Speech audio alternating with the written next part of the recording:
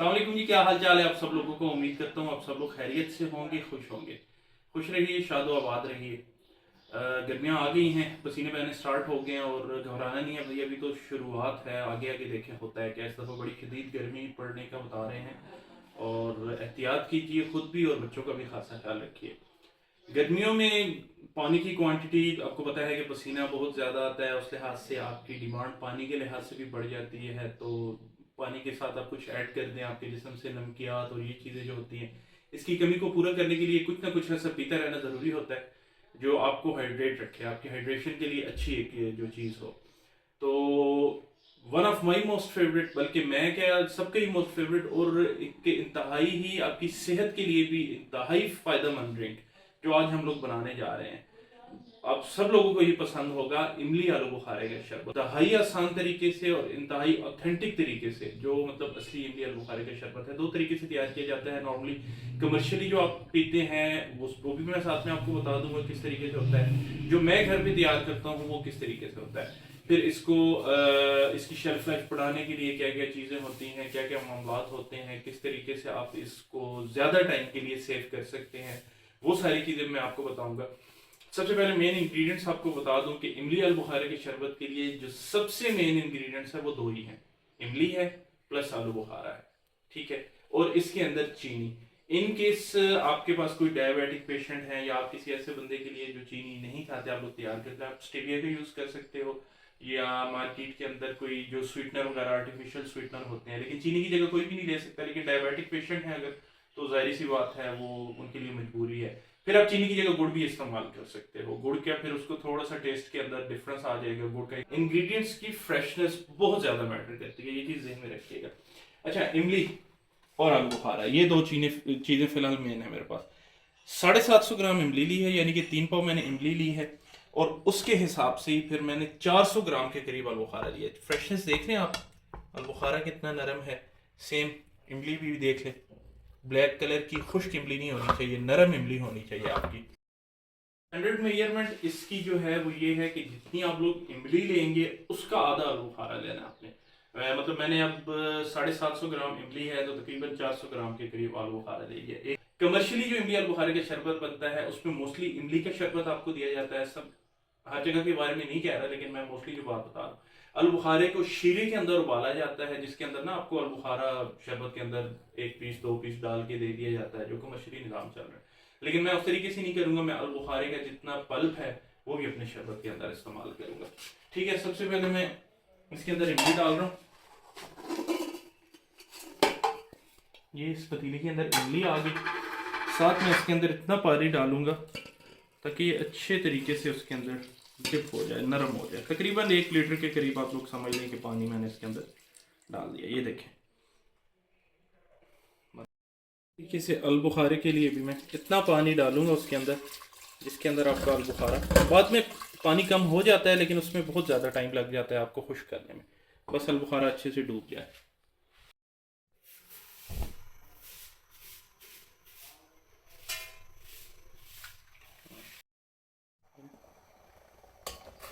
बस एक दफ़ा ये अब बॉइलिंग स्टार्ट हो गई है, 1 से 2 मिनट और रख के फिर इस पानी को मैं आग बंद कर दूंगा और इसको पानी के अंदर अपना टाइम दे दूंगा। 1 से 2 घंटे के लिए आप लोगों ने इसको छोड़ देना है।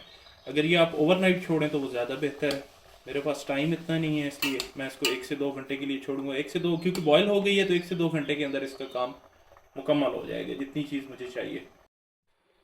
अच्छा जी, ऑलमोस्ट 3 घंटे हो चुके हैं, मैंने इनको दिया है, अब ठंडा भी हो चुका है मैं, ठीक है। देख रहे हैं आलू बुखारे की पोजीशन आप, बहुत नरम हो चुका है। यही हाल इमली का भी है।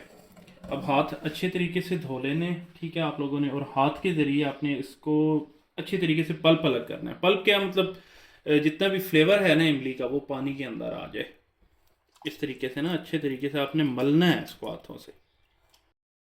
अच्छा जी, ये मैंने सारा इमली का जितना भी पल्प था ये अलग कर लिया है। ये देखेंगे आप, ये लिक्विड फॉर्म में नहीं है, थोड़ा सा गाढ़ा है। और सेम ही ये देख रहे हैं, ये पल्प सारा इसके अंदर है। इस पल्प को मैंने ज़ाया नहीं करना। कुछ लोग होते हैं कि बस पल्प अलग से ज़ाया कर दिया और उसका सिर्फ जो पानी है वो अलग कर लिया।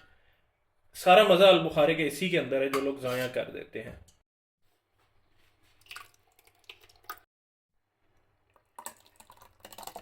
दोनों को मिक्स करके एक दफ़ा अच्छे से मशीन को चला लें।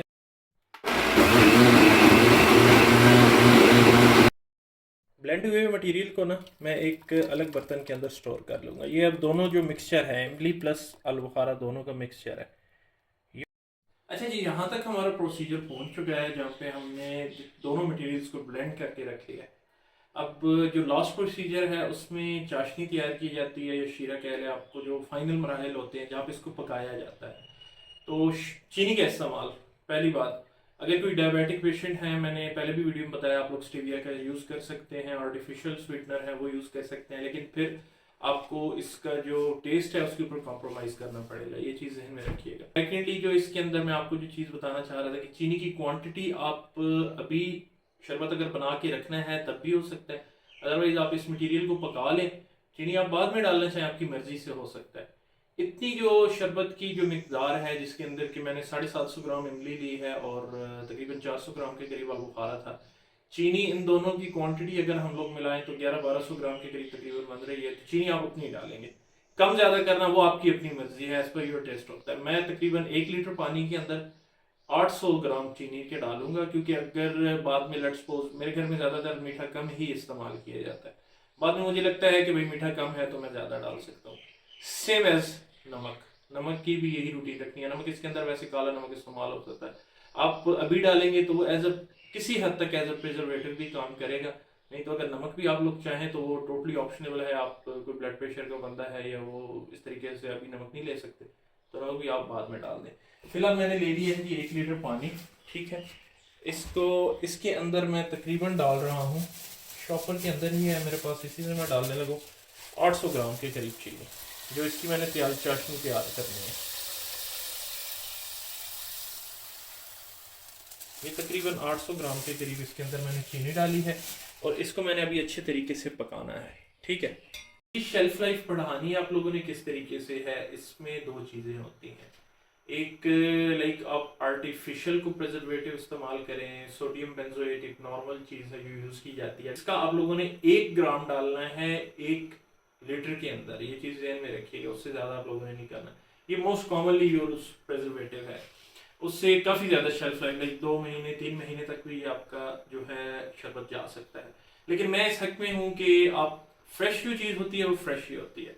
अगर आप कारोबार नहीं कर रहे, आप लोग घर के लिए बना ले तो भाई आप लोग ताज़ा क्यों नहीं बनाओगे, वो एक चीज़। अब अगर आप लाइक आ जाए कि नेचुरल प्रिजर्वेटिव्स में हम लोग ने लेके आना है, तो नमक बेसिकली जो मॉइस्चर ड्राई करता है, बैक्टीरियल ग्रोथ रोकता है, वो चटनी वगैरह हो गई, अचार वगैरह हो गया, ऐसी चीज़ों के अंदर इस्तेमाल होता है। शरबत आप लोग बना रहे हैं तो किसी हद तक नमक जो है ना आपकी हेल्प करेगा, लेकिन वो इतनी हेल्प आपकी नहीं करेगा। फिर आप इसके अंदर ऐसा कर सकते हैं कि सफ़ेद सिरका यूज़ कर सकते हैं, सेब का सिरका हो तो वो ज़्यादा बेहतर है। नमक प्लस सेब का सिरका प्लस आप इसके अंदर लेमन वाटर यूज़ करेंगे, नींबू का पानी, मतलब नींबू का रस जिसे आप कहते हैं, नींबू का रस आप यूज़ करेंगे। ये सारी बातें हैं किताबी जो मैं अब आपसे कर रहा हूँ, जो मेरा अपना तजर्बा है, मैंने इसी तरीके से इसको नॉर्मल तरीके से बनाया है, यूज़ किया है।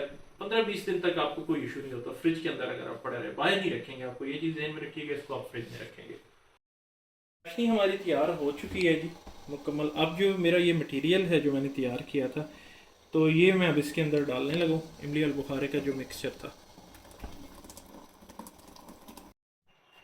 चाशनी के अंदर मटेरियल शामिल करके आपको इसको प्रॉपर एक टाइम देना है, चूल्हे के ऊपर इसको पकाना है। एक तो इमली और अलबुखारे के अंदर अगर मजीद कोई कच्चापन है वो इसको ख़त्म करेगा, और दूसरा इसकी थिकनेस। इसीलिए मैंने आपको पहले भी कहा है कि आपने कोशिश करनी है कि आप लोग पानी बहुत ज़्यादा इस्तेमाल ना करें। पानी अगर ज़्यादा हुआ मटीरियल में तो यहाँ पर आपको चूल्हे के ऊपर इसको बहुत ज़्यादा टाइम रखना चाहिए। बस इतनी सी क्वान्टिटी मैं इसके अंदर काले नमक की यूज़ कर रहा हूँ, इससे ज़्यादा नहीं यूज़ करूँगा, ठीक है। ये 1 टीस्पून है। बाद में आप जिस वक्त भी शरबत बनाएं आप काला नमक इसके अंदर इस्तेमाल कर सकते हैं, ज़्यादा नहीं। शरबत पकने के दौरान ना आपकी ये जो ऊपर झाग आनी है ये आप लोगों ने उतार लेनी है, इसको अलग कर लेना है। ये इम्प्योरिटीज़ ही हैं, आप लोग ऐसे समझ लें, इसको आप लोगों ने बिल्कुल अलग कर लेना है।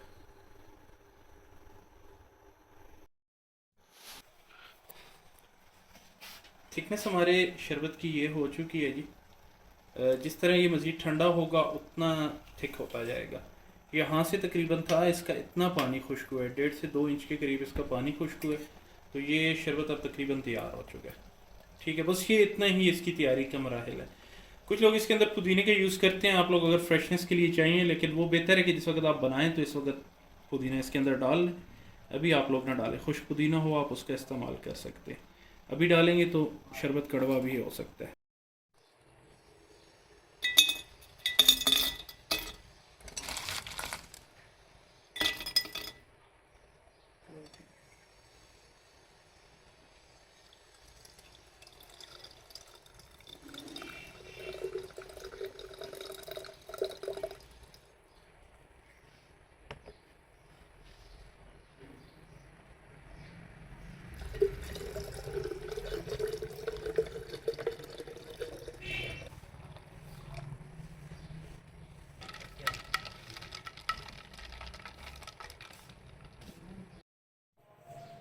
ले जी, तो इंतहाई बेहतरीन, रिफ़्रेशिंग और इंतहाई मज़ेदार किस्म का इमली आल बुखारा का शरबत तैयार है। घर में बनाएं और 100% गारंटी की, 100% प्योर ऑर्गेनिक, कोई केमिकल नहीं यूज़ किया गया, कोई कुछ भी नहीं यूज़ किया गया। बनाएं, मज़े से पिएं और अपनी गर्मियों में गर्मी दूर भगाएं। टिल नेक्स्ट टाइम, इजाज़त दीजिए। फ़ी अमान अल्लाह।